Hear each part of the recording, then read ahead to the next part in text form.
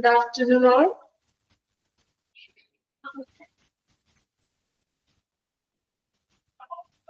Good afternoon. Okay. Then നമ്മള് കഴിഞ്ഞ ക്ലാസ്സില് ഹോസ്പിറ്റൽ വാർഡ്സ് എന്ന് പറഞ്ഞ ചാപ്റ്റർ തന്നെയാണ് കണ്ടിന്യൂസ് എടുത്തുകൊണ്ടിരുന്നത്. ദെൻ അതില് last one patient care executive or floor manager അല്ലേ?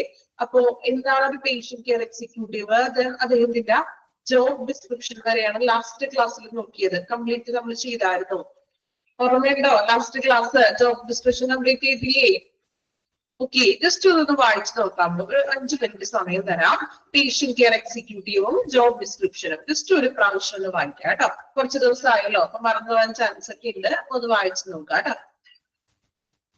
പേഷ്യന്റ് കെയർ എക്സിക്യൂട്ടീവ് ജസ്റ്റ് ഒന്ന് വായിക്കാം, എന്നിട്ട് നമുക്ക് അടുത്ത ഭാഗത്തേക്ക് പോകാം.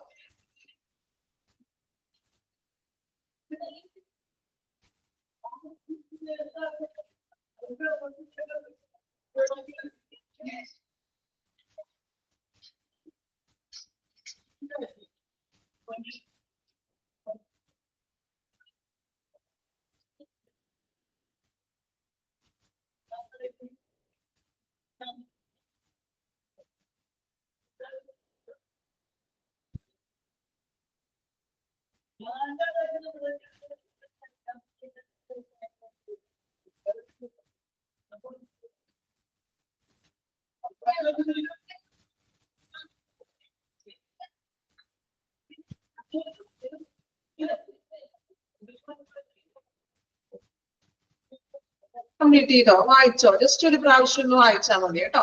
അപ്പൊ ഇനി നെക്സ്റ്റ് നോക്കാം. ഇനി അടുത്തൊരു പേഴ്സൺ ആണ് പേഷ്യന്റ് റിലേഷൻ ഓഫീസർ.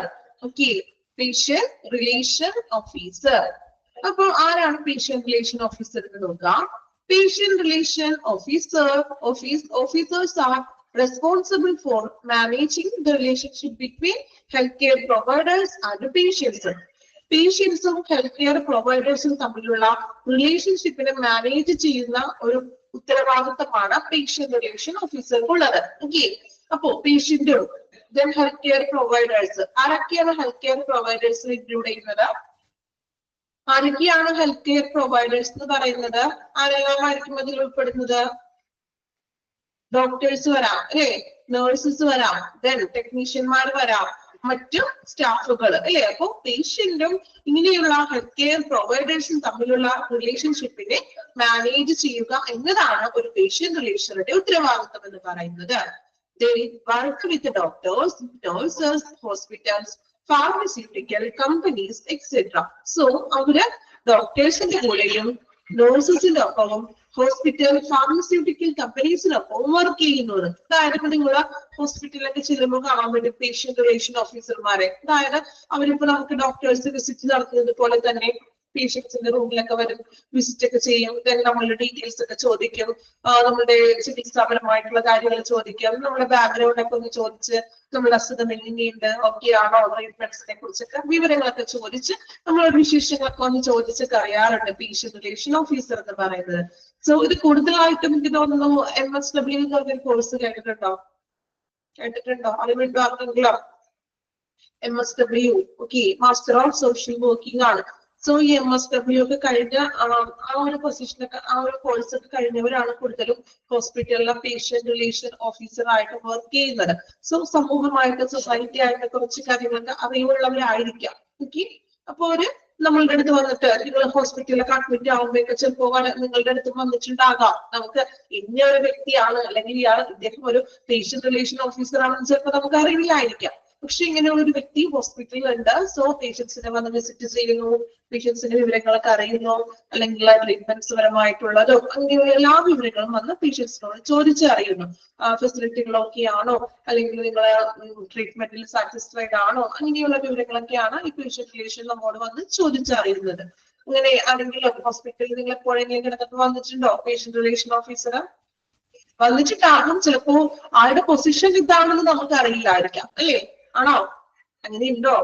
എപ്പോഴെങ്കിലും അഡ്മിറ്റഡ് ആകുന്ന ടൈമിൽ ഹോസ്പിറ്റലിൽ അഡ്മിറ്റഡ് ആയപ്പോഴേ ഇതുപോലെ പേഷ്യന്റ് റിലേഷൻ ഓഫീസർ നിങ്ങളുടെ അടുത്ത് വന്നിട്ടുണ്ട്. ഓക്കെ, ഡോക്ടേഴ്സ് അല്ലാതെ തന്നെ വിസിറ്റിന് ഈ പേഷ്യന്റ് റിലേഷൻ ഓഫീസർ വരാറുണ്ട്, വിസിറ്റ് ചെയ്യുന്നത്. Okay, Then to make sure that all parties involved in a patient's care are blessed with their experience. രോഗപരിചരണത്തിൽ ഏർപ്പെട്ടിരിക്കുന്ന എല്ലാ കക്ഷികളും അവരുടെ അനുഭവത്തിൽ, അതായത് എല്ലാ ഏരിയയിലും ഒരു രോഗി പരിചരണത്തിലുള്ള എല്ലാ ഏരിയകളും ഈ ഒരു പേഷ്യന്റ് റിലേഷൻ ഓഫീസർ കൈകാര്യം ചെയ്യുന്നു. ഓക്കെ, ഇതാണ് ഒരു പേഷ്യന്റ് റിലേഷൻ ഓഫീസർ എന്ന് പറയുന്നത്. മെയിൻ ആയിട്ട് പറയുന്നെങ്കിൽ ഹെൽത്ത് കെയർ പ്രൊവൈഡേഴ്സും പേഷ്യൻസും തമ്മിലുള്ള ഒരു റിലേഷൻഷിപ്പിനെ മെയിൻറ്റെയിൻ ചെയ്യുക അല്ലെങ്കിൽ മാനേജ് ചെയ്യുന്ന ഒരു വ്യക്തിയാണ് പേഷ്യന്റ് റിലേഷൻ ഓഫീസർ എന്ന് പറയുന്നത്. ക്ലിയർ ആണോ? പേഷ്യന്റ് റിലേഷൻ ഓഫീസർ എന്താണെന്ന്, ആരാണെന്നുള്ളത് ക്ലിയർ ആയോ? അതായത് പേഷ്യന്റും ഹെൽത്ത് കെയർ പ്രൊവൈഡേഴ്സും തമ്മിലുള്ള ഒരു റിലേഷൻ, ആ ഒരു റിലേഷനെ മാനേജ് ചെയ്യുന്ന വ്യക്തിയാണ് പേഷ്യന്റ് റിലേഷൻ ഓഫീസർ. ഇനി നമ്മൾ നെക്സ്റ്റ് നോക്കുന്നത്, നമ്മൾ ആരാണ് പേഷ്യന്റ് റിലേഷൻ ഓഫീസർ എന്ന് കണ്ടു.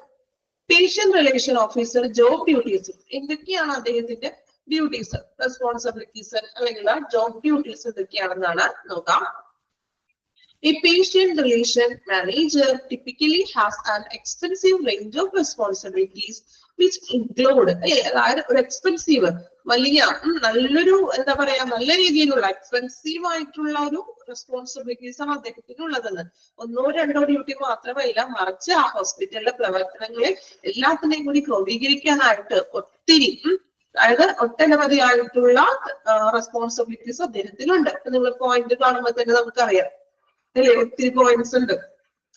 സോ ഇതെല്ലാം അദ്ദേഹത്തിന്റെ ഡ്യൂട്ടീസ് ആണ്. നമുക്കിനി ഓരോ പോയിന്റുകളും ഓരോ റെസ്പോൺസിബിലിറ്റീസ് എന്തൊക്കെയാണെന്ന് നോക്കാം കേട്ടോ. 3-4 റെസ്പോൺസിബിലിറ്റീസ് വെച്ച് പറയാം. First one, ensuring that patients are comfortable during their visit by greeting them warmly. നമ്മൾ പറഞ്ഞു ഡോക്ടേഴ്സ് വിസിറ്റ് ചെയ്യുന്നത് പോലെ തന്നെ ഇദ്ദേഹം എന്ത് ചെയ്യും, പേഷ്യൻസിനെ വന്ന് വിസിറ്റ് ചെയ്യുന്നു. സോ ആ വിസിറ്റിംഗ് ടൈമില് പേഷ്യൻസ് കംഫർട്ടബിൾ ആണോ, അവർക്ക് നൽകുന്ന സേവനത്തിൽ അവർ തൃപ്തരാണോ, അല്ലെങ്കിൽ നമ്മൾ ഹോസ്പിറ്റലിലേക്ക് കൊടുക്കുന്ന ആ സേവനങ്ങളിലും ഫെസിലിറ്റികളിലും അവർ സംതൃപ്തരാണോ എന്ന് എന്ത് ചെയ്യുന്നു, ഉറപ്പുവരുത്തുക. Then greeting warmly, അവര് നല്ല രീതിയിൽ, വാംലി മീൻസ് ഒരു ഊഷ്മളമായിട്ടുള്ള രീതിയിൽ ഗ്രീറ്റ് ചെയ്യാണ്. ഓക്കെ, ഇതാണ് ഫസ്റ്റ് ഡ്യൂട്ടി എന്ന് പറയുന്നത്. ക്ലിയർ ആണോ? വിസിറ്റ് ടൈമിൽ പേഷ്യന്റ് കംഫർട്ടബിൾ ആണോ എന്ന് ഉറപ്പുവരുത്തുക. അതോടൊപ്പം തന്നെ അവർക്ക് നല്ലൊരു ഗ്രീറ്റിംഗ് കൊടുക്കുക, വാംലി ആയിട്ടുള്ളത്. Okay, first responsibility. ഇനി സെക്കൻഡ് റെസ്പോൺസിബിലിറ്റി നോക്കാം. Making sure that patients are aware of any changes in their treatment plans or medical conditions and informing them of any imminent appointments. അതായത് making sure patients are aware of any changes, അതായത് patients അവരുടെ ട്രീറ്റ്മെന്റിൽ എന്തെങ്കിലും ചേഞ്ചസുകളൊക്കെ വരുത്തിയിട്ടുണ്ടെങ്കിൽ അല്ലെങ്കിൽ പ്ലാൻസിലൊക്കെ ഇപ്പൊ ചിലപ്പോൾ admit ആവാനൊക്കെ പറഞ്ഞു അല്ലെ, അപ്പൊ അഡ്മിറ്റഡ് ആണ് ഓൾറെഡി, അപ്പൊ ചിലപ്പോ എക്സ്റേ എടുക്കണം, അല്ലെങ്കിൽ ഇഞ്ചക്ഷൻ സ്റ്റാർട്ട് ചെയ്യണം, അല്ലെങ്കിൽ വേറൊരു ചെറിയൊരു സർജറി നമ്മൾ ചെയ്യേണ്ടതായിട്ട് വരും. അങ്ങനെ നമ്മുടെ ട്രീറ്റ്മെന്റ് പ്ലാൻസിൽ എന്തെങ്കിലും ചേഞ്ചസുകൾ അല്ലെങ്കിൽ മെഡിക്കൽ കണ്ടീഷൻ, രോഗത്തിന്റെ അവസ്ഥ, ഇപ്പൊ ചിലപ്പോൾ ടെസ്റ്റുകളുടെ അടിസ്ഥാനത്തില് കുറച്ചും കൂടി നമുക്ക് കൂടുതൽ ഒരു ട്രീറ്റ്മെന്റ് വേണം, അല്ലെങ്കിൽ നമുക്കിപ്പോ വാർഡിൽ നിന്ന് പെട്ടെന്ന് ഐസിയിലോട്ട് ഷിഫ്റ്റ് ആക്കണം, എന്നിങ്ങനെയുള്ള ചേഞ്ചസുകൾ വരികയാണെങ്കിൽ അതും പേഷ്യൻസിന് ഇമിനന്റ് എന്ന് വെച്ചിട്ടുണ്ടെങ്കിൽ എന്താ, ഇമിനന്റ് അപ്പോയിന്റ്മെന്റ്. ഇമിനന്റ് എന്ന് വെച്ചാൽ പെട്ടെന്ന് തന്നെ ആസന്നമായ അല്ലെങ്കിൽ പെട്ടെന്നുള്ള അപ്പോയിന്റ്മെന്റുകൾ, ഇതുപോലെ പെട്ടെന്ന് ട്രാൻസ്ഫർ ചെയ്യണം, അങ്ങനെയുള്ള കാര്യങ്ങൾ അവർക്കൊരു അവയർനെസ് കൊടുക്കാതെ പേഷ്യൻസിനോട് പറയുക. ഇപ്പൊ ഇങ്ങനെയാണ് സിറ്റുവേഷൻ, അപ്പൊ മെഡിക്കൽ കണ്ടീഷൻ ഇന്നതായത് കൊണ്ട് നമുക്ക് ട്രാൻസ്ഫർ ചെയ്യണം, അല്ലെങ്കിൽ നമുക്ക് മറ്റു ഡിപ്പാർട്ട്മെന്റിലേക്ക് പേഷ്യന്റിനെ ഷിഫ്റ്റ് ചെയ്യേണ്ടതുണ്ട്, അല്ലെങ്കിൽ നമുക്ക് കൂടുതലായിട്ട് ഇഞ്ചക്ഷൻസ് സ്റ്റാർട്ട് ചെയ്യണം, അല്ലെങ്കിൽ ബ്ലഡ് ടെസ്റ്റ് എടുക്കണം, അല്ലെങ്കിൽ ഇമ്മീഡിയറ്റ് ആയിട്ടുള്ള ഒരു സർജറി ചെയ്യണം, എന്നിങ്ങനെയുള്ള തീരുമാനങ്ങളൊക്കെ ഉണ്ടാകുമ്പോൾ, ചേഞ്ചസ് വരുമ്പോൾ അത് പേഷ്യൻസിന് അവയർനെസ് കൊടുക്കുക, പേഷ്യൻസിനോട് പറയുക, ഇന്നിങ്ങനെ നമ്മള് ട്രീറ്റ്മെന്റ്സിലുള്ള മാറ്റങ്ങളൊക്കെ വരുത്തുന്നുണ്ട് ഇപ്പൊ പറഞ്ഞിട്ട് എന്ത് ചെയ്യുക, അവർക്ക് അതിനെ കുറിച്ചിട്ടൊരു അറിവ് കൊടുക്കുക. ഇതാണ് സെക്കൻഡ് ഡ്യൂട്ടി എന്ന് പറയുന്നത്. ക്ലിയർ ആണോ? രണ്ടാമത്തെ പോയിന്റ്, അതായത് പ്ലാൻസിൽ ട്രീറ്റ്മെന്റിൽ ചേഞ്ചസുകൾ വരുമ്പോൾ അത് പേഷ്യൻസിനെ അറിയിക്കുക. ഓക്കെ, ഇനി മൂന്നാമത്തത്, arranging for transportation to from appointments as needed. ഇനി ഇപ്പൊ പേഷ്യൻസിന്റെ അപ്പോയിന്റ്മെന്റ്സുകൾ വരുമ്പോൾ അവർക്ക് എന്തെങ്കിലും ട്രാൻസ്പോർട്ടേഷന്റെ ആവശ്യമുണ്ടെങ്കിൽ, അതായത് ഇൻ കേസ് ചിലപ്പോൾ ട്രാൻസ്ഫർ ഒക്കെ ആയിരിക്കും, അവിടെ ഹോസ്പിറ്റലിൽ വരുമ്പോൾ ആ പേഷ്യൻസിന് അതിനുള്ള ഫെസിലിറ്റികൾ നമ്മുടെ ഹോസ്പിറ്റലിൽ ഇല്ല, അല്ലെങ്കിൽ സ്പെഷ്യലൈസ്ഡ് ആയിട്ടുള്ള ഡോക്ടേഴ്സിന്റെ സേവനം ഇല്ല എങ്കിൽ ആ പേഷ്യന്റിനെ നമ്മൾ മറ്റൊരു ഹോസ്പിറ്റലിലോട്ട് ഷിഫ്റ്റ് ചെയ്യുകയാണ്. അപ്പൊ അതിന് വേണ്ടിയിട്ടുള്ള ട്രാൻസ്പോർട്ടേഷൻസിന്റെ അറേഞ്ച്മെന്റ്സ് ചെയ്തു കൊടുക്കുക. മൂന്നാമത്തെ ഉത്തരം റെസ്പോൺസിബിലിറ്റി. Then നാലാമത്തെ നോക്കാം, providing emotional backup to patients, including answering patient questions and offering reassurance. എന്താണ് പറയുന്നത്? താഴെ ഇമോഷണൽ ബാക്കപ്പ് കൊടുക്കാണ് പേഷ്യൻസിന്, അതായത് ഇമോഷണൽ സപ്പോർട്ട് അല്ലെ. ഇപ്പൊ വളരെ നമുക്കിപ്പോ പേഷ്യൻസിന് ചിലപ്പോ അവർക്ക് സാമ്പത്തികമായിട്ട് വലിയ ബുദ്ധിമുട്ടുകളൊക്കെ അനുഭവിക്കുന്ന പേഷ്യൻസുകളൊക്കെ ആയിരിക്കാം ഇല്ലേ. അപ്പൊ അവർക്കൊക്കെ ഒരു ഇമോഷണൽ ആയിട്ടുള്ള ഒരു സപ്പോർട്ട് കൊടുക്കുക. ഇപ്പൊ ട്രീറ്റ്മെന്റ് ഒക്കെ ഓക്കെയാണ്, കുഴപ്പമില്ല, അസുഖം ഭേദമാകും എന്നൊക്കെ പറയുന്ന ഒരു നല്ലൊരു ഇമോഷണൽ ആയിട്ടുള്ള ഒരു സപ്പോർട്ട് കൊടുക്കുക. അതോടൊപ്പം തന്നെ ഇൻക്ലൂഡിങ് ആൻസറിങ് പേഷ്യന്റ് ക്വസ്റ്റ്യൻസ്, പേഷ്യൻസിന് കുറെ ക്വസ്റ്റ്യൻസ് ഒക്കെ ചോദിക്കും. ക്വസ്റ്റ്യൻസ് മീൻസ് അവർക്ക് സംശയങ്ങൾ ഉണ്ടാകാം, ചിലപ്പോൾ ട്രീറ്റ്മെന്റിന്റെ കാര്യങ്ങളിലാകാം, അല്ലെങ്കിൽ മെഡിസിൻസിന്റെ കാര്യത്തിലോ അങ്ങനെ സംശയങ്ങളൊക്കെ ഉണ്ടെങ്കിൽ അതിനുള്ള മറുപടി കൊടുക്കുക.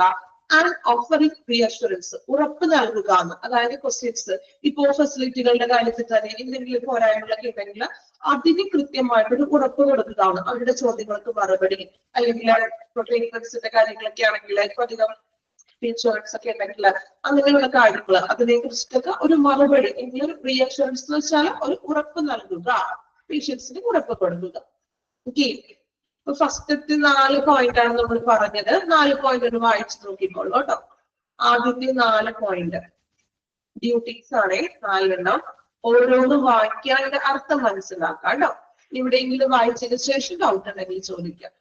നമുക്ക് അടുത്ത പോയിന്റ്സ് വായിക്കാം. ഒരുമിച്ച് പറഞ്ഞാൽ അത് ബുദ്ധിമുട്ടാകുമല്ലോ, അപ്പൊ അതുകൊണ്ട് കുറച്ച് പോയിന്റ്സ് പറയാം.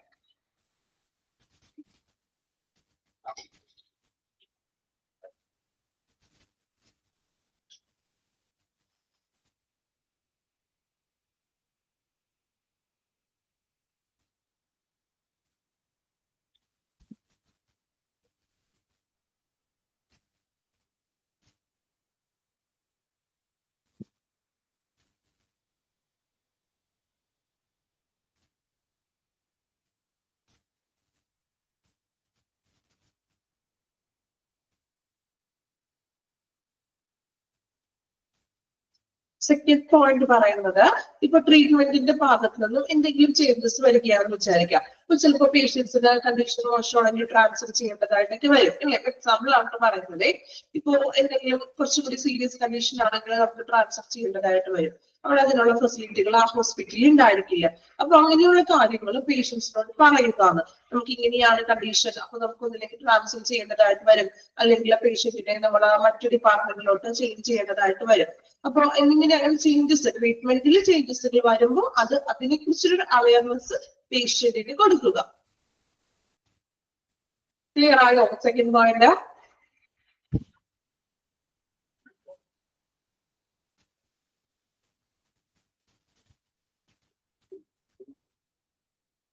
ഓക്കെ, സിമ്പിൾ ആണ് കേട്ടോ. പിന്നെ ചില വേർഡുകൾ വായിക്കും, സെന്റൻസുകൾ കുറച്ചൊടിച്ചൊക്കെ തരുമ്പോ പെട്ടെന്ന് അത് ക്ലിക്ക് ആവില്ല എന്നുള്ളത് കേട്ടോ. കാര്യം നിസ്സാരമുള്ളത് വായിച്ചോളൂ കേട്ടോ. 4 പോയിന്റ്സ് ആണ്.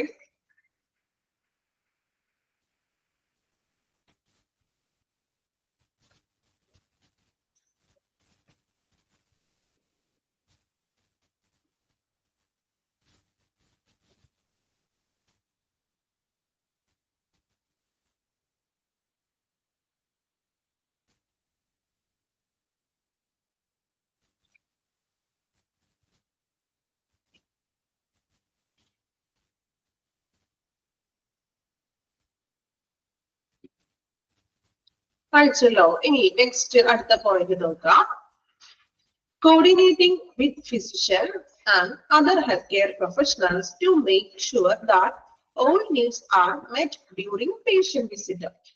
കോർഡിനേറ്റ് ചെയ്ത് പ്രവർത്തിക്കുകയാണ്. ഫിസിഷ്യനുമായിട്ടും മറ്റ് ഹെൽത്ത് കെയർ പ്രൊഫഷണലുമായിട്ടും കോർഡിനേറ്റ് ചെയ്ത് സഹകരിച്ച് പ്രവർത്തിക്കുക. Then to make sure that all needs are met during patient visit. Patient വിസിറ്റിന് ചെല്ലുമ്പോൾ അവരുടെ ആവശ്യങ്ങൾ അല്ലെ, നീഡ്സ് ആർ മെറ്റ്, പേഷ്യൻസിന്റെ ആവശ്യങ്ങളെല്ലാം മനസ്സിലാക്കിയെന്ന് ഉറപ്പുവരുത്തുക.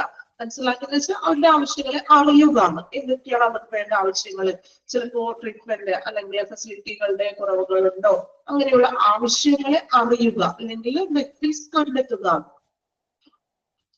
Then next one, maintaining exact records of patient meetings with the physicians, nurses and other staff members.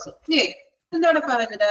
ഫിസിഷ്യനും nurse എന്നിവരുമായിട്ടൊക്കെയുള്ള consultation ഒക്കെ നമ്മൾ ചെയ്യുമ്പോൾ അതിന്റെ രേഖകൾ റെക്കോർഡ്സുകൾ മെയിൻറ്റെയിൻ ചെയ്യുക, കൃത്യമായിട്ടും അത് സൂക്ഷിക്കുക. റെക്കോർഡ്സുകൾ നേഴ്സസിന്റെ റെക്കോർഡ്സുകളും ദെൻ ഫിസിഷ്യനുമായിട്ടുള്ളതും മറ്റ് സ്റ്റാഫ് മെമ്പേഴ്സുകളുടെ റെക്കോർഡ്സുകൾ കൃത്യമായിട്ടും സൂക്ഷിക്കുക, മെയിൻറ്റെയിൻ ചെയ്യുക. Setting patient complaints, concerns and questions about the treatment plans, diagnosis. Setting patient complaints, രോഗികളുടെ പരാതികളൊക്കെ ക്രമീകരിക്കുക, സെറ്റ് ചെയ്യുക. മീൻസ് പരാതികളൊക്കെ മീൻസ് എന്തൊക്കെയാണ് അവരുടെ പരാതികൾ എന്നൊക്കെ ചോദിച്ചറിയുക. ദെൻ കൺസേൺസ്, കൺസേൺസ് എന്ന് വെച്ചാൽ എന്താ? കൺസേൺസ് മലയാളത്തിൽ എന്താ പറയുക? മലയാളത്തില് ആശങ്ക എന്ന് കേട്ടിട്ടുണ്ടോ? പേടി, ഭയം, ആശങ്ക എന്നൊക്കെ പറയും അല്ലേ? അപ്പോ ഇനി അവരുടെ കൺസേൺസ്, അവർക്ക് ആശങ്കകളൊക്കെ ഉണ്ടാവുമല്ലോ, അവരുടെ അസുഖത്തെ കുറിച്ചോ അങ്ങനെ ഭയങ്കര ടെൻഷനും കാര്യങ്ങളൊക്കെ ഉണ്ടാവുമല്ലോ. അപ്പൊ അവരുടെ ആശങ്കകൾ എന്തൊക്കെയാണ്? Then question about treatment plans and diagnosis.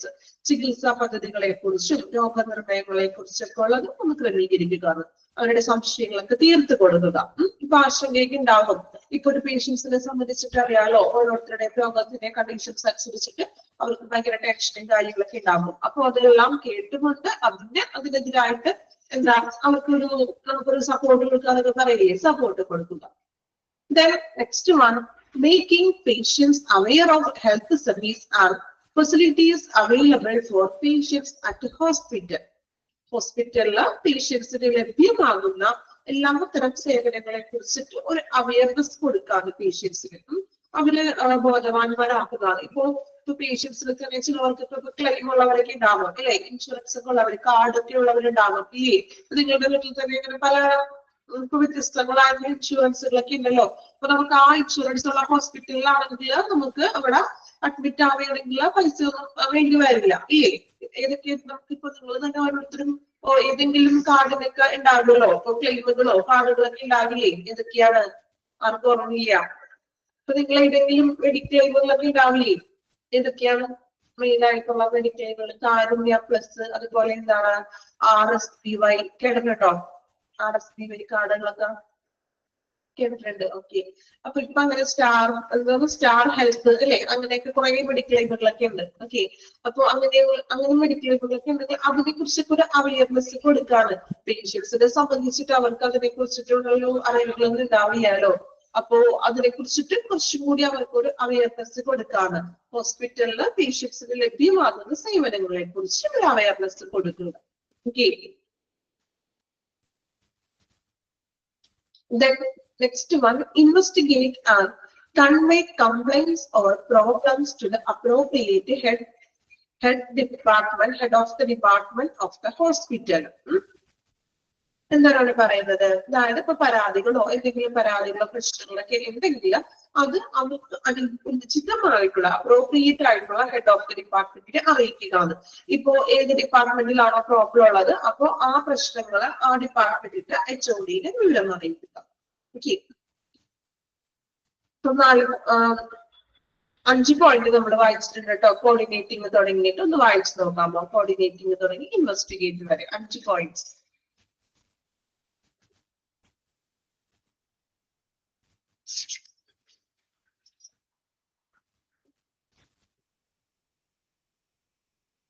Points കുറച്ച് അധികം ഉണ്ടെന്നുള്ളൂ.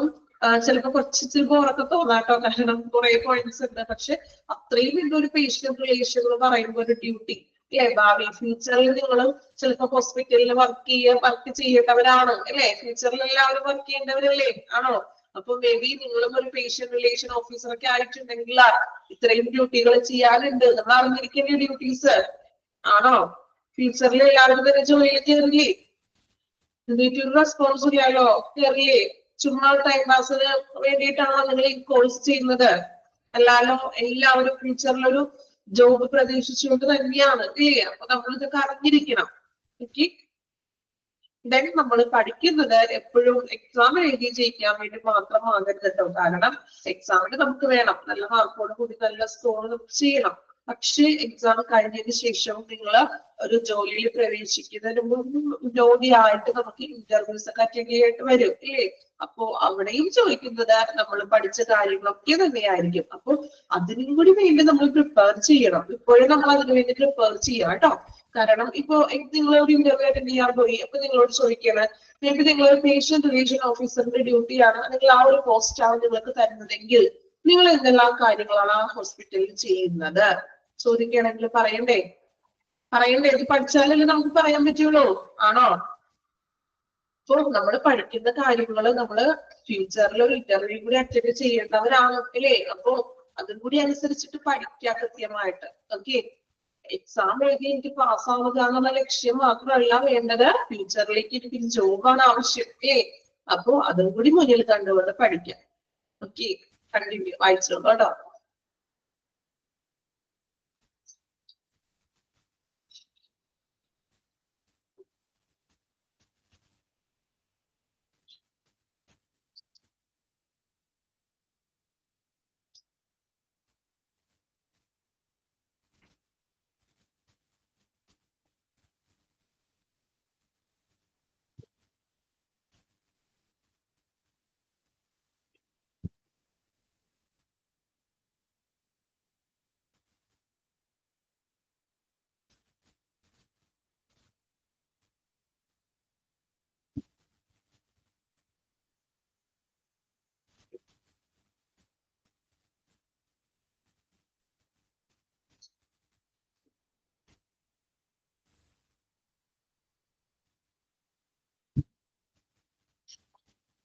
പഠിച്ചോ? 4 പോയിന്റ് ആണ് നമ്മൾ എടുത്തത്. ഇൻവെസ്റ്റിഗേറ്റ് വരെയാണ് പറഞ്ഞു നിർത്തിയത്. കംപ്ലീറ്റ് ചെയ്തോ? ഓക്കെ, ഇനി ലാസ്റ്റ് 4 പോയിന്റ്സ് കൂടെ പഠിക്കാം. Assist in setting conflicts and act as an intermediary between patients, families and staff. പേഷ്യൻസും അതുപോലെ തന്നെ പേഷ്യൻസിന്റെ ഫാമിലിയും പേഷ്യന്റും ഹോസ്പിറ്റലിലെ സ്റ്റാഫുകൾ തമ്മിൽ എന്തെങ്കിലും പ്രശ്നങ്ങൾ വരികയാണെങ്കിൽ അതിന് ഒരു ഇന്റർമീഡിയറി ആയിട്ട് പ്രവർത്തിക്കാം. ഇന്റർമീഡിയറി എന്ന് വെച്ചാൽ ആരാ? ഇന്റർമീഡിയറി കേട്ടില്ലേ? തർക്കങ്ങൾ ഉണ്ടാകുമ്പോഴേ ഇടിയൊക്കെ പ്രശ്നങ്ങളൊക്കെ വരുമ്പോ അതിനൊരു മധ്യസ്ഥനായിട്ട് നിൽക്കാന്നൊക്കെ പറയും. ഇടനിലക്കാരൻ അല്ലെ? അങ്ങനെയല്ലേ മലയാളത്തിൽ പറയാ? ഇടനിലക്കാരൻ എന്നാണോ? മധ്യസ്ഥൻ, ഒരു ഇടനിലക്കാരനായിട്ട് അല്ലെ? തർക്കങ്ങൾ അധികം പ്രശ്നങ്ങൾ ഗുരുതരമാകാതിരിക്കാനായിട്ട് നടക്കുന്ന ഒരാൾ എതിർക്കൂലേ, തടുക്കില്ലേ, പ്രശ്നങ്ങൾ അധികം വരാതിരിക്കാൻ വേണ്ടിയിട്ട്. സോ ഒരു ഇന്റർമീഡിയറി ആയിട്ട് പ്രവർത്തിക്കാണ്, ഇടനിലക്കാരനായിട്ട് പ്രവർത്തിക്കുക. Assisting collect data and information about the patients, feedback and make recommendations appropriate. അല്ലേ? ഇതെന്താ പറയുന്നത്?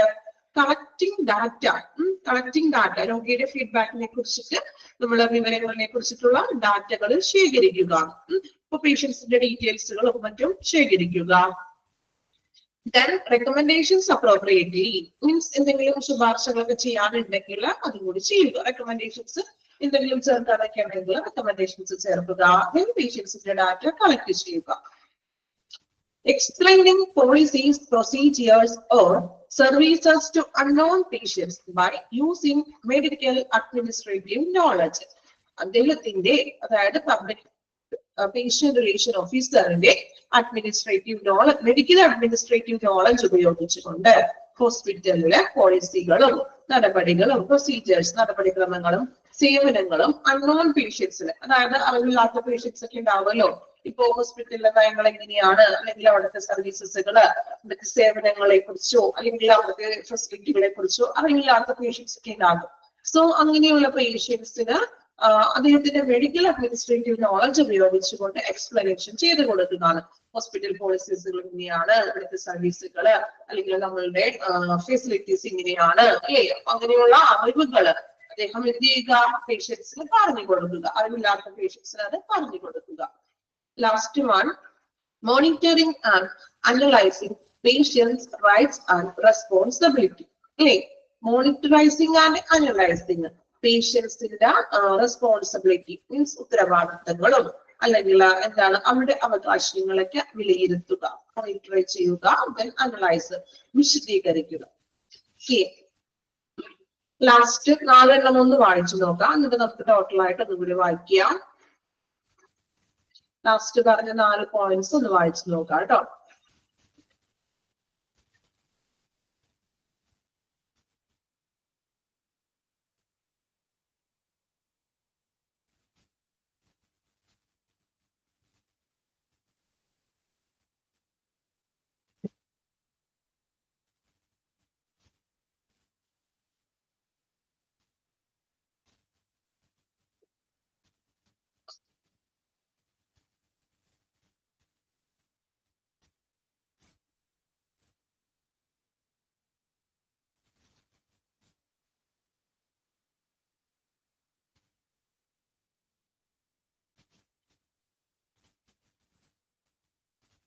കോൺഫ്ലിക്റ്റിന്റെ ആണോ ഡൗട്ട് ചോദിച്ചത്?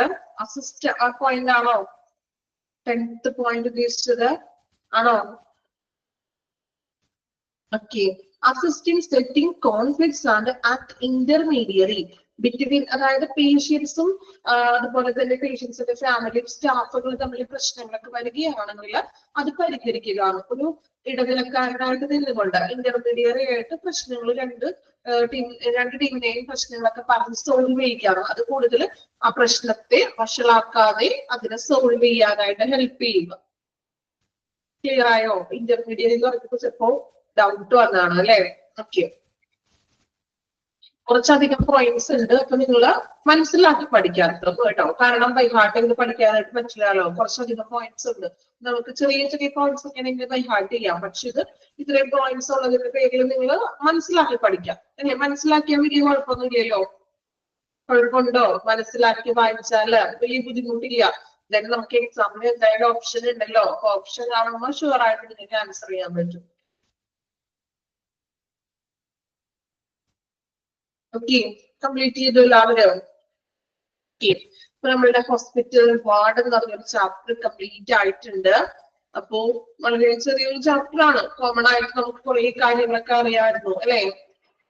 ആ, ഡിസ്ചാർജ് കാർഡ് നോക്കി. ഡിസ്ചാർജ് സമ്മറി അല്ലേ? ഞാൻ മറന്നുപോയിട്ടോ. ഓക്കെ, ഓർമ്മിപ്പിച്ച് നന്നായി. നോക്കിയായിരുന്നോ? നോക്കിയോ ഡിസ്ചാർജ് സമ്മറി? നോക്കി. ഞാൻ പറഞ്ഞു കഴിഞ്ഞിട്ടേ ലാസ്റ്റ് 10 മിനിറ്റ്സ് ഞാൻ പറയാനായിട്ടുള്ള അവസരം തരാം കേട്ടോ നിങ്ങൾക്ക്. ഓക്കെ, ലാസ്റ്റ് 10 മിനിറ്റ്സ് നമുക്ക് ഡിസ്ചാർജ് സമ്മറിയെ കുറിച്ച് പറയാം. ഓക്കെ, അപ്പൊ ഹോസ്പിറ്റൽ വാർഡ് എന്ന് പറഞ്ഞ ചാപ്റ്റർ ആണ് നമ്മൾ എടുത്തത്. അപ്പൊ ഒരു ഹോസ്പിറ്റൽ വാർഡ് ജസ്റ്റ് ഒന്ന് റിവൈസ് ചെയ്യുന്നതാണ് കേട്ടോ. ചാപ്റ്റർ കഴിഞ്ഞല്ലോ, അപ്പൊ ഒന്ന് റിവൈസ് ചെയ്യുന്നു മാത്രം. അപ്പൊ ഹോസ്പിറ്റൽ വാർഡ് എന്ന് പറഞ്ഞാൽ, ഒരു വാർഡ് എന്ന് പറഞ്ഞാൽ നമ്മൾ കണ്ടു എന്തൊക്കെയാണ് ഒരു വാർഡിൽ കാണുന്നത്, എന്തൊക്കെയായിരുന്നു? പെട്ടെന്ന് ആൻസർ കമന്റ് ചെയ്യാട്ടോ. നമ്മൾ പഠിച്ചു കഴിഞ്ഞതാണ്. ജസ്റ്റ് ഒരു റിവൈസ് മാത്രമാണ്. ഹോസ്പിറ്റൽ വാർഡ് എന്ന് പറയുന്നത് എന്തെല്ലാമാണ് വാർഡിനുള്ളിൽ? എന്തൊക്കെയാണ്? ഒന്നുമില്ല വാർഡിനുള്ളിൽ. പെട്ടെന്ന് ആൻസർ കമന്റ് ചെയ്യാം. പേഷ്യന്റ് ഉണ്ട്, കുറെ ബെഡ്സ് അറേഞ്ച് ചെയ്തിട്ടുണ്ട്. ട്രീറ്റ്മെന്റ് സെയിം ട്രീറ്റ്മെന്റ് ആണ്. എക്യുപ്മെന്റ്സുകളുണ്ട്, നേഴ്സ് ഉണ്ട്, സ്റ്റാഫുകൾ ഉണ്ട് ഇല്ലേ? അപ്പോ ദെൻ നമ്മൾ പറഞ്ഞു ഓരോരുത്തരെയും നമ്മൾ long term or short term ആയിരിക്കും. ദെൻ അത് സെവറിറ്റി ഓഫ് കണ്ടീഷന് അനുസരിച്ചുകൊണ്ടാണ്.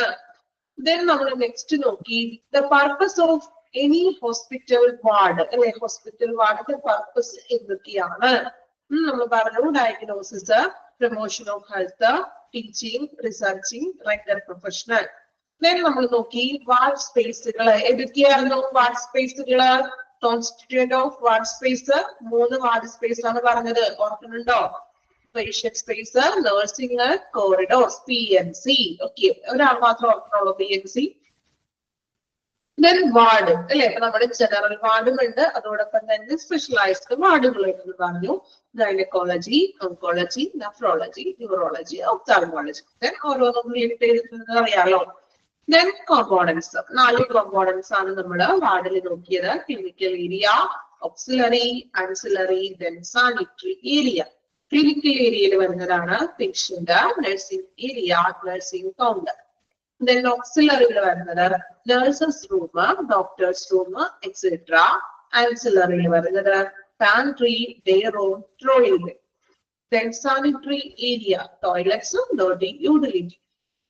ദെൻ നല്ലൊരു ഗുഡ് വാർഡ് മാനേജ്മെന്റ് ആവണമെങ്കിൽ എന്തെല്ലാം ഫാക്ടേഴ്സ് ആണ് അതിൽ ഇൻക്ലൂഡ് ചെയ്യുന്നത്? നമ്മൾ കുറെ കാര്യങ്ങൾ പറഞ്ഞു. അപ്പൊ ആ പോയിന്റ്സുകൾ വായിച്ച് മനസ്സിലാക്കി വെക്കുക കേട്ടോ. പോളിസീസും പ്രോട്ടോകോൾസ് ഒക്കെ പാലിക്കുക. then day to day work കൃത്യമായിരിക്കണം. ബിഗിനിങ് ദ ഡേ ഓൺ ടൈമിൽ സ്റ്റാർട്ട് ചെയ്യുക. then ഡെമോക്രാറ്റിക് മെത്തേഡ്സ് ഉപയോഗിക്കുക. ക്ലിയർ കട്ട് ഔട്ട് വേണം, ഓറിയന്റേഷൻ വേണം, ഡെലിഗേഷൻ റെസ്പോൺസിബിലിറ്റി അല്ലെ, പ്ലാൻഡ് ആയിട്ടുള്ള അസൈൻമെന്റ്സുകള്, ഗുഡ് ടീച്ചിങ് സൂപ്പർവിഷൻ. നെക്സ്റ്റ് നമ്മൾ നോക്കിയത് അടുത്തൊരു പേഴ്സണെ കുറിച്ചാണ്, വാർഡ് ക്ലർക്ക് ഓർ സെക്രട്ടറി അല്ലേ. അപ്പോ അദ്ദേഹത്തിന്റെ ഡ്യൂട്ടീസ് ആണ് നമ്മൾ പോയിന്റ് ഔട്ട് ചെയ്ത് പറഞ്ഞത്. സോ കമ്പൈനിങ്, റെക്കോർഡിംഗ്, മെഡിക്കൽ ചാർട്ടുകൾ ചെയ്യുക, ഹെൽത്ത് കെയർ സ്റ്റാഫിന് സപ്പോർട്ട് അസിസ്റ്റ് ചെയ്യുക, അങ്ങനെയുള്ള കുറച്ച് അദ്ദേഹത്തിന്റെ ഡ്യൂട്ടീസ് പറഞ്ഞു. അവിടെ 2 ഫുൾ ഫോമുകൾ നമ്മൾ പറഞ്ഞായിരുന്നു, MRD-യും ECG-യും. MRD ഫുൾ ഫോം എന്തായിരുന്നു? MRD എന്തായിരുന്നു ഫുൾ ഫോം? ഓർമ്മയില്ലാർക്കോ? MRD medical record department. ECG full form എന്തായിരുന്നു? ഇലക്ട്രോ ECG ഫുൾ ഫോം എന്തായിരുന്നു? Electrocardiogram. Okay. then patient care executive or floor manager. അദ്ദേഹത്തിന്റെ എന്താണ് പേഷ്യന്റ് കെയർ എക്സിക്യൂട്ടീവ് എന്ന് പറയുന്നത്? പേഷ്യന്റ് കെയർ ഒരു പ്രൊഫഷണൽ ആണ്, recovering from diseases or disability. അതായത് recovery, രോഗത്തിൽ നിന്നോ അല്ലെങ്കിൽ ഏതെങ്കിലും വൈകല്യത്തിൽ നിന്നോ റിക്കവറി ആയിട്ടുള്ള പീപ്പിൾസിനെ ഹെൽപ്പ് ചെയ്യുന്ന ഒരു വ്യക്തിയാണ്. അദ്ദേഹം ഒരു പ്രൊഫഷണൽ ആണ്, patient care executive or floor manager എന്ന് പറയുന്നത്. then അദ്ദേഹത്തിന്റെ ജോബ് ഡിസ്ക്രിപ്ഷൻ എന്ന് പറയുന്നത് ensure proper discipline, then perform duties related to hospital information system, ensure patient care, coordinating ward unit, then feedback HOD or chairman. then last one നമ്മൾ നോക്കിയത് patient relation ഓഫീസറെ കുറിച്ചാണ്. ഒരു പേഷ്യന്റ് റിലേഷൻ ഓഫീസർ എന്ന് പറയുന്നത് health care പ്രൊവൈഡേഴ്സും പേഷ്യൻസും തമ്മിലുള്ള റിലേഷൻഷിപ്പിനെ manage ചെയ്യുന്ന ഒരു വ്യക്തിയാണ് പേഷ്യന്റ് റിലേഷൻ ഓഫീസർ എന്ന് പറയുന്നത്. then അദ്ദേഹത്തിന്റെ ജോബ് ഡ്യൂട്ടീസ് മീൻസ് കുറച്ച് എക്സ്പെൻസീവ് ആയിട്ടുള്ള റെസ്പോൺസിബിലിറ്റീസ് ആണ് അദ്ദേഹത്തിനുള്ളത് എന്ന് പറഞ്ഞു. then അദ്ദേഹത്തിന്റെ ജോബ് ഡ്യൂട്ടീസ് ആണ് നമ്മൾ ഓരോ പോയിന്റും വായിച്ചത്. ഇത്രയുമാണ് ഹോസ്പിറ്റൽ വാർഡ് എന്നുള്ള ഒരു ചാപ്റ്ററിൽ വരുന്നത്. ക്ലിയർ ആണോ? ഇനി പഠിക്കുക എന്നുള്ളതാണ്. ഡെയിലി പഠിക്കുന്നുണ്ട് എല്ലാവരും? എന്താ, ചെറിയൊരു ചാപ്റ്റർ ആണ്, പിന്നെ കുറച്ച് പോയിന്റ്സുകൾക്ക് അധികം വരുന്നുണ്ടെന്ന് മാത്രം അല്ലേ. അപ്പൊ അത് മനസ്സിലാക്കി പഠിക്കാം കേട്ടോ. ഹോസ്പിറ്റൽ വാർഡ് എന്ന് പറഞ്ഞൊരു ചാപ്റ്റർ നമ്മളുടെ കഴിഞ്ഞു. ഇനി നമ്മൾ നെക്സ്റ്റ് ഒരു ചാപ്റ്റർ ഒന്ന് സ്റ്റാർട്ട് ചെയ്യുന്നതാണ്.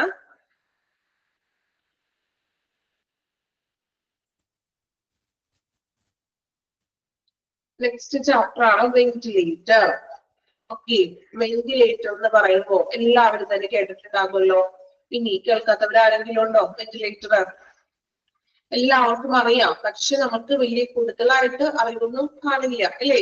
ഇപ്പൊ ഒരു വാർഡാണെങ്കിലും അല്ലെങ്കിൽ ഇപ്പൊ ഒരു വാർഡോ അല്ലെങ്കിൽ ഔട്ട് പേഷ്യന്റ് മറ്റേതെങ്കിലും ഡിപ്പാർട്ട്മെന്റ് ആണെങ്കിലും നിങ്ങൾ കയറി കണ്ടിട്ടുണ്ടാകും അല്ലേ. പക്ഷെ ഒരു വെന്റിലേറ്റർ എന്ന് പറയുമ്പോൾ അധികം അങ്ങനെ ആരും കയറി കാണാൻ ചാൻസ് ഇല്ല. ഇനി ഇൻ കേസ് നമ്മൾ ഏറ്റവും അടുത്ത ആരെങ്കിലും ഒക്കെ അഡ്മിറ്റഡ് ഒക്കെ വെന്റിലേറ്ററിലൊക്കെ ആണെങ്കിൽ ജസ്റ്റ് ഒന്ന് നമ്മള് എന്താ വിസിറ്റിനൊക്കെ ഒരു അധികം ടൈമൊന്നും അലൗഡ് അല്ല ഇല്ലേ. ആരെങ്കിലും വെന്റിലേറ്ററിന്റെ ഉള്ളിൽ കണ്ടിട്ടുണ്ടോ? കയറിയിട്ടുണ്ടോ? ആരെങ്കിലും അഡ്മിറ്റ് ആയപ്പോഴോ? ഇല്ല, ആരും കണ്ടിട്ടില്ല. ഒരാൾ പോലും വെന്റിലേറ്ററിന്റെ ഉള്ളിൽ കണ്ടിട്ടില്ല. കണ്ടിട്ടുണ്ട്. ഓക്കെ, എങ്ങനെയാ, വിസിറ്റ് ചെയ്യാൻ കയറിയതാണോ അല്ലെങ്കിൽ വർക്ക് ചെയ്യുന്നവരാണോ നിങ്ങള്? വിസിറ്റിംഗിൽ കയറിയതാണോ? വിസിറ്റിംഗ് ആണോ? ഓക്കെ, അപ്പോ എങ്ങനെയാണ്? വളരെ കുറച്ച് സമയമല്ലേ നമുക്ക് അലൗഡ് ചെയ്യുള്ളൂ വിസിറ്റിങ്ങിന് ആണോ? അത് നമ്മളൊരു റൂമിൽ വിസിറ്റ് ചെയ്യുന്നത് പോലെയല്ല അല്ലെ. വളരെ ഒരു കുറഞ്ഞൊരു ടൈം അല്ലെ, മീൻസ് ഒരു കുറഞ്ഞ സമയപരിധിയിൽ മാത്രമേ നമുക്ക് ഈ വെന്റിലേറ്ററിന്റെ ഉള്ളിൽ വിസിറ്റ് ചെയ്യാനായിട്ട് സാധിക്കുള്ളൂ. അപ്പോ ഒരു വെന്റിലേറ്റർ എന്ന് പറയുമ്പോൾ എന്തൊക്കെയാണ് ഈ വെന്റിലേറ്ററിന്റെ ഉള്ളിൽ കയറിയിട്ടുള്ളവരെന്ന് പറയണേ. എന്തൊക്കെയാണ് നിങ്ങൾ വെന്റിലേറ്ററിന് അതിനുള്ളിൽ കയറിയപ്പോ ശ്രദ്ധിച്ചിട്ടുള്ളത്? ഇതെല്ലാം കാര്യങ്ങളുണ്ട് അതിനുള്ളിൽ. ഞാൻ കയറിയിട്ടില്ല പറയോ? ബെഡ് ഉണ്ട്. ഓക്കെ,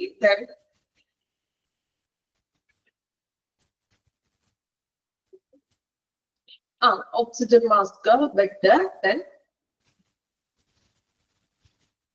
ഒത്തിരി എക്യുപ്മെന്റ്സുകൾ ഉണ്ടായിരുന്നോ?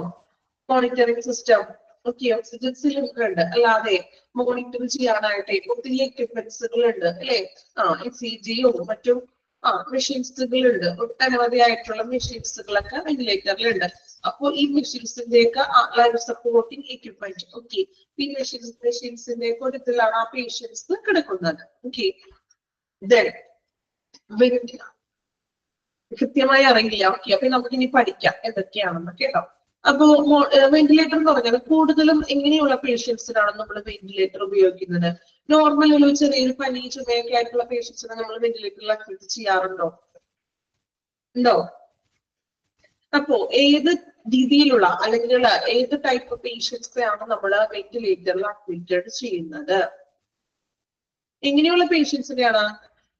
ക്രിട്ടിക്കൽ ആയിട്ടുള്ളതാണ്. കുറച്ചും കൂടി മോസ്റ്റ് ക്രിട്ടിക്കൽ ആയിട്ടുള്ള പേഷ്യൻസിനെയാണ് നമ്മൾ കൂടുതലും വെന്റിലേറ്ററിൽ അഡ്മിറ്റ് ചെയ്യുന്നത്. ഓക്കെ,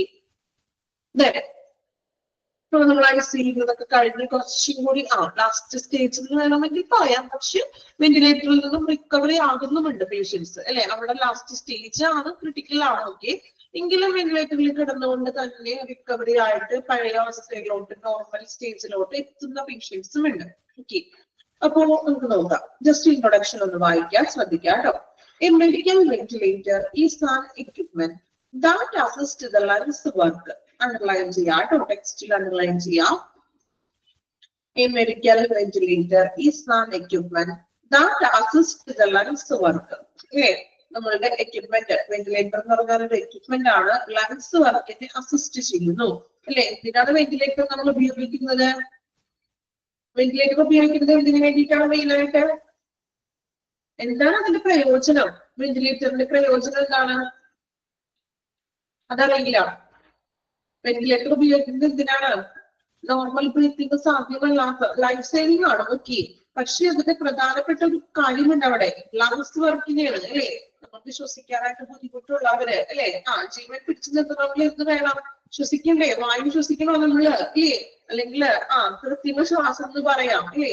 നമുക്ക് ജീവൻ നിലനിർത്താനായിട്ട്, നമ്മുടെ ലങ്സിനെ വർക്ക് ചെയ്യാനായിട്ട് സഹായിക്കുന്ന ഒരു എക്യുപ്മെന്റ് ആണ് മെഡിക്കൽ വെന്റിലേറ്റർ എന്ന് പറയുന്നത്. ചെയ്യാട്ടോ.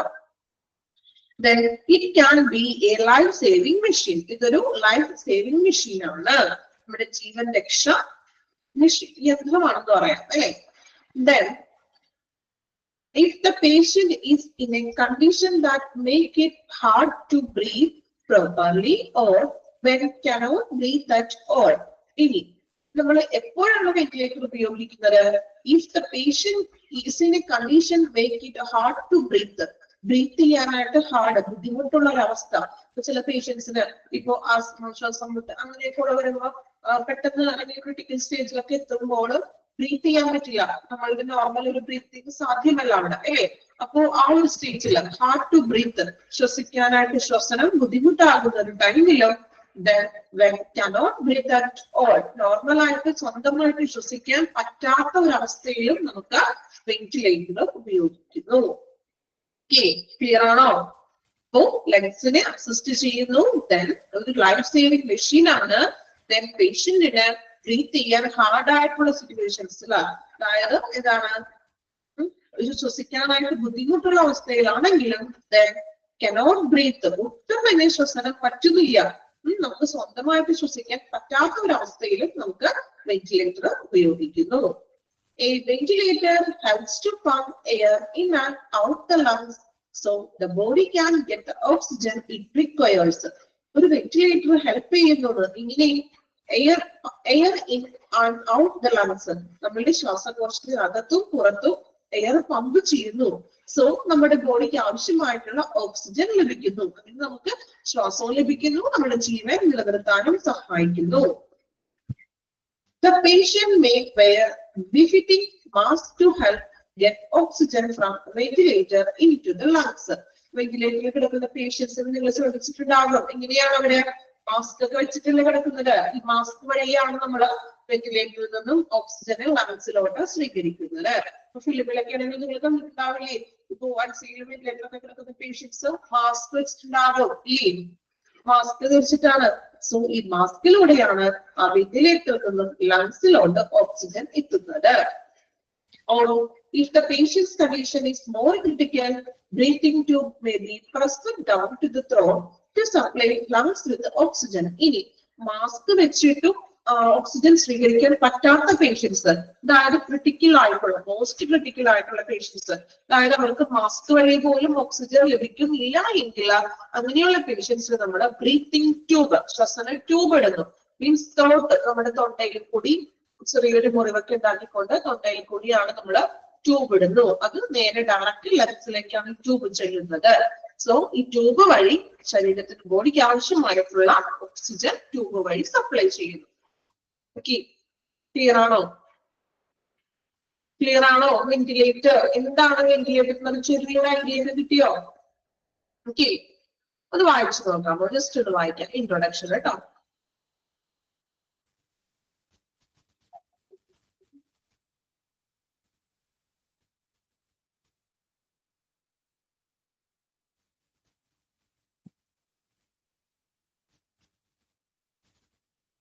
നമുക്ക് കൂടുതലായിട്ട് പഠിക്കാൻ വെന്റിലേറ്റർ ചെറിയ ചെറിയ കുറച്ച് അറിവുകളൊക്കെ ഉണ്ടാകും. ഓക്കെ, അപ്പൊ അതിനെ കുറിച്ച് കൂടുതലായിട്ടുള്ള വിവരങ്ങളാണ് നമ്മൾ ഈ ഒരു ചാപ്റ്ററിലൂടെ പഠിക്കുന്നത്. ഓക്കെ, ഇൻട്രൊഡക്ഷൻ ഭാഗം വായിക്കാം. എന്താണ് വെന്റിലേറ്റർ എന്നുള്ളത് അണ്ടർലൈൻ ചെയ്യാൻ പറഞ്ഞ കാര്യങ്ങൾ ഒന്ന് അണ്ടർലൈൻ ചെയ്ത് വെക്കാം കേട്ടോ.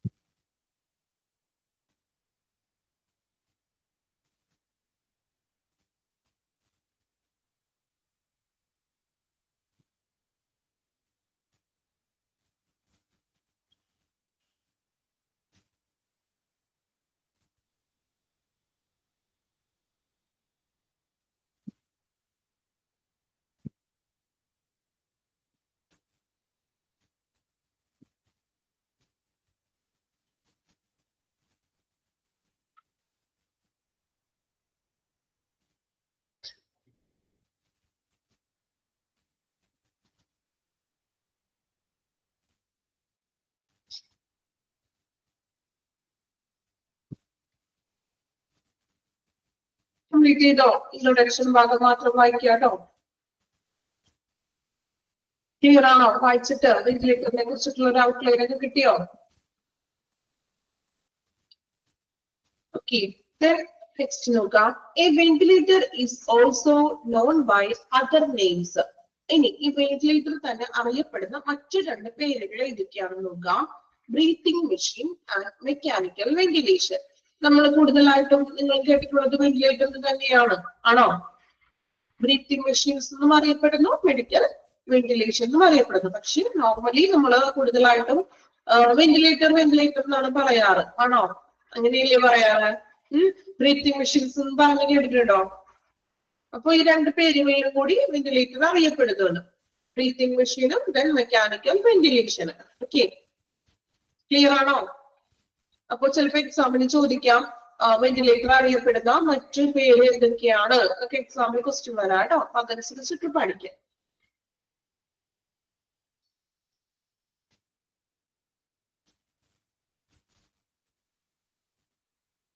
Then next വരുന്നത് health condition may requires ventilator. ഏതൊക്കെ ഹെൽത്ത് കണ്ടീഷനാണ് നമ്മൾ വെന്റിലേറ്റർ ഉപയോഗിക്കേണ്ടി വരുന്നത്? ഏതെല്ലാം സിറ്റുവേഷൻസിലാണ് പേഷ്യൻസ് വെന്റിലേറ്റർ ഉപയോഗിക്കുന്നത്? ഏതെല്ലാം സിറ്റുവേഷനാണ്? നിങ്ങൾ തന്നെ ഒന്ന് ആലോചിച്ച് നോക്കി. വെന്റിലേറ്റർ വരുന്നത് ഉപയോഗിക്കേണ്ടത് ഏതെല്ലാം പേഷ്യൻസിന്, ഏതെല്ലാം സിറ്റുവേഷൻസിലാണ്? ഏതൊക്കെ കണ്ടീഷൻ വരുമ്പോഴാണ് ഒന്ന് ആലോചിച്ച് നോക്കിയേ. പെട്ടെന്ന് കമന്റ് ചെയ്യാം കേട്ടോ.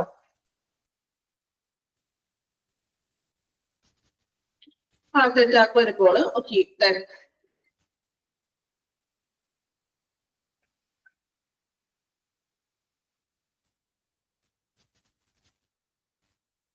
കോമ സ്റ്റേജിൽ വരുമ്പോ അല്ലെ? ലങ് ഡിസീസസ് വരാം കോമ സ്റ്റേജില്. Asthma, then accident, major accident ആയിട്ടുള്ള കേസുകളൊക്കെ വരുമ്പോൾ ബ്രെയിൻ ഇഞ്ചുറി, ഇത്രയൊക്കെയുള്ളൂ. ശ്വാസകോശ സംബന്ധമായിട്ടുള്ള പ്രശ്നങ്ങൾ വരുമ്പോഴും ദെൻ മോർ ക്രിട്ടിക്കൽ ആയിട്ടുള്ള സാഹചര്യങ്ങളിലാണ് നമ്മൾ വെന്റിലേറ്റർ കൂടുതൽ പ്രയോജനമാകുന്നത്. ഓക്കെ, ഇത്രയും കാര്യങ്ങളൊക്കെയാണ്. ഇനി ഹെൽത്ത് കണ്ടീഷൻസ് ആണ് നമുക്ക് ഇനി പറയാനുള്ളത്. ഇത് ചെറിയ പോയിന്റ്സ് ആണെങ്കിൽ ചില കാര്യങ്ങൾ കുറച്ചധികം പറയാനുണ്ട്. ഓക്കെ, ഇത് സ്റ്റാർട്ട് ചെയ്തിട്ടുണ്ടെങ്കിൽ അത് കംപ്ലീറ്റ് ആവുന്നില്ല. അപ്പൊ അത് നെക്സ്റ്റ് ക്ലാസ്സിൽ പറയാം. നമ്മള് എന്താ ഡിസ്ചാർജ് സമ്മറി അല്ലേ?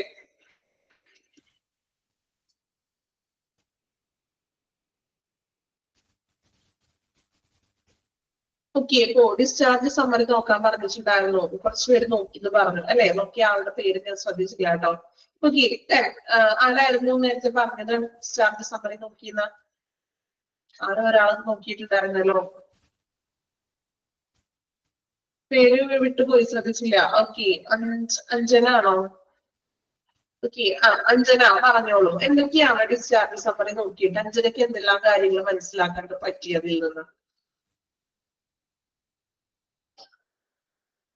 അഞ്ജന പോയോ? അഞ്ജന ഓക്കെ, പറഞ്ഞോളൂ അഞ്ജന, കുഴപ്പമില്ല. പറയാനുള്ളൊരു ടൈമാണ്. ഡോക്ടറിന്റെ നെയിം ഉണ്ട്. ഓക്കെ, വേറെ എന്തെല്ലാം ഉണ്ടായിരുന്നു? അത് മാത്രം ശ്രദ്ധിച്ചോളൂ. വേറെ ആരും നോക്കിയില്ല ഡിസ്ചാർജ് സമ്മറി? മറന്നു പോയിട്ടുണ്ടാവും, കുറച്ചുപേര് മറന്നുപോയി കാണും അല്ലെ? കൃത്യാവസ്ഥ മറന്നുപോയി കുറച്ചുപേര്. ഓക്കെ, അഡ്മിഷൻ ഡേറ്റ് ഉണ്ടാകും. വേറെ ഒന്നും ഉണ്ടായില്ല. മെഡിസിൻസുകളിലെ ഇഞ്ചക്ഷന്റെ ഡീറ്റെയിൽസുകൾ ഉണ്ടായിരുന്നോ? ഡിസ്ചാർജിന്റെ ഡേറ്റ് ഉണ്ട്, അഡ്മിഷൻ ഡേറ്റ് ഉണ്ടായിരുന്നു. മെഡിസിൻസിന്റെ ഡീറ്റെയിൽസ് ഒന്നും കണ്ടില്ല. അതുവരെ കഴിച്ചിട്ടുള്ള മെഡിസിൻസുകള്, ഇഞ്ചക്ഷൻസുകളുടെ ഡീറ്റെയിൽസ് ഉണ്ടായിരുന്നോ? ഡോക്ടേഴ്സ് നെയിം ഉണ്ടായിരുന്നു. ടെസ്റ്റുകളുടെ ഡീറ്റെയിൽസ് ഉണ്ടായിരുന്നോ? പേഷ്യന്റിന് നമ്മൾ കൊടുത്തിരിക്കുന്ന ടെസ്റ്റുകളുടെ അതുവരെ ചെയ്തിട്ടുള്ള ഇപ്പോ സ്കാനിങ് ആണോ, എക്സ്റേയും ഇഞ്ചക്ഷൻസ്, ബ്ലഡ് ടെസ്റ്റുകൾ അല്ലേ തുടങ്ങിയ ഡീറ്റെയിൽസ് നമ്മൾ കൊടുത്തിട്ടുണ്ടാണോ? ലാബ് ടെസ്റ്റ് ഉണ്ടായിരുന്നു. ലാസ്റ്റ് ഡിസ്ചാർജ് ചെയ്യുമ്പോഴുള്ള കണ്ടീഷൻ അല്ലേ? എങ്ങനെയാണെന്നുള്ള കണ്ടീഷൻ. മെഡിസിൻസ് ഇത്രയൊക്കെയുള്ളൂ. ഓക്കെ, അപ്പൊ ഇനി നോക്കാത്തവരൊക്കെ ഒന്ന് നോക്കാം കേട്ടോ. പഴയ ഡിസ്ചാർജ് സമ്മറിയൊക്കെ ഉണ്ടെങ്കിൽ ജസ്റ്റ് അതൊന്ന് എടുത്ത് നോക്കാം. പേഷ്യൻസിന്റെ വിവരങ്ങൾ, പേഷ്യൻസിന്റെ ഡീറ്റെയിൽസുകളൊക്കെ ഉണ്ടാകും. ഓക്കെ, അപ്പൊ ഒന്ന് നോക്കാം. കാരണം നമുക്ക് പഠിക്കാനൊക്കെ ഉണ്ടല്ലോ, നമ്മളിത് കൂടുതൽ അറിയണ്ടേ? നമുക്ക് പഠിക്കാൻ നമ്മൾ നേരിട്ട് കണ്ടറിയുമ്പോ കുറച്ചും കൂടി ഇൻട്രസ്റ്റ് അല്ലേ നമുക്ക് നമ്മൾ പഠിക്കുന്ന കാര്യങ്ങള്. നമുക്ക് ഇതുവരെ പുതിയ അറിവുകളൊന്നും ഉണ്ടായിരുന്നില്ല കൂടുതലായിട്ട് അല്ലേ? ഒരു ഡിസ്ചാർജ് സമ്മറി എങ്ങനെയാണ് അതിനെ കുറിച്ചിട്ടുള്ള വലിയ ധാരണകളൊന്നും ഉണ്ടായിരുന്നില്ല. പക്ഷെ നമ്മൾ ഇനി ഇതൊക്കെ ഡീറ്റെയിൽ ആയിട്ടാണ് പഠിക്കാൻ പോകുന്നത്. അപ്പൊ നമ്മൾ പഠിക്കുന്ന കാര്യങ്ങളൊക്കെ കൃത്യമായിട്ട് അതിലുണ്ടോ എന്നൊക്കെ ഒന്ന് നോക്കാം.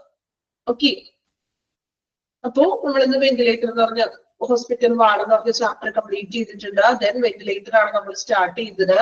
അപ്പൊ വെന്റിലേറ്ററിന്റെ ഇൻട്രൊഡക്ഷനും വെന്റിലേറ്റർ നോൺ ആസ് രണ്ട് പേരുകളിൽ അറിയപ്പെടുന്നു. ഇതുവരെയാണ് നമ്മുടെ ക്ലാസ് എടുത്തിരിക്കുന്നത്.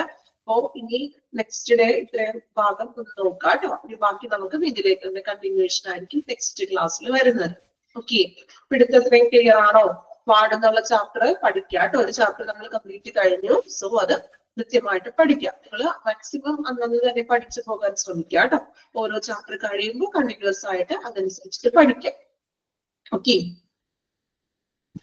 അപ്പോ നെക്സ്റ്റ് ക്ലാസ്സിൽ നന്നായിട്ട് വായിക്കാം. മോക്ക് ടെസ്റ്റുകൾ കൃത്യമായിട്ട് അറ്റൻഡ് ചെയ്ത് പോവുക. മോക്ക് ടെസ്റ്റിൽ തന്നെ നിങ്ങൾ പകുതി പഠിച്ചു കഴിഞ്ഞു. Okay, thank you all.